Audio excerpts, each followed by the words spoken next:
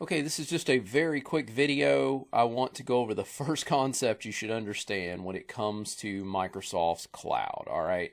So the first concept of Microsoft's cloud. Now, what is that? Okay, so here is the first thing you should understand, guys.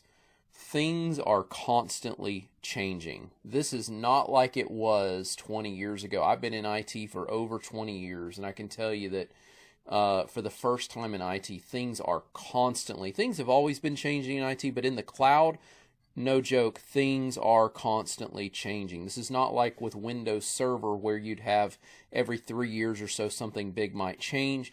In the cloud, things can change from week to week, no joke.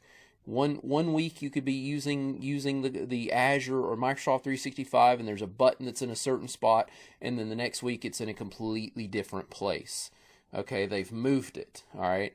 You must be agile in utilizing Microsoft's cloud services, and just know that going in, that it is constantly going to be changing. It is a never-ending uphill battle, all right? It's impossible to stay on top of every single change.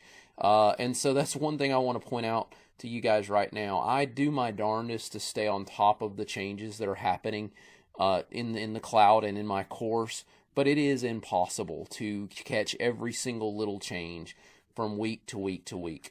But I want you to know it's important to me. I definitely do like to try to stay up to date, and I try to stay on top of my courses. But feel free to get in touch with me if you notice anything, especially anything big that might change. But understand that this is just part of it. This is part of the cloud service. Things are constantly changing, and the sooner you get used to that, the sooner you understand that you're going to have to hunt for things sometimes. You're going to have to understand that things are going to move from one place to the other. Menus are going to change, buttons are going to change, things are going to get renamed. The sooner you understand that and get used to it, the better, because it is what it is. But again, feel free to get in touch with me if you'd like to let me know if something's changed.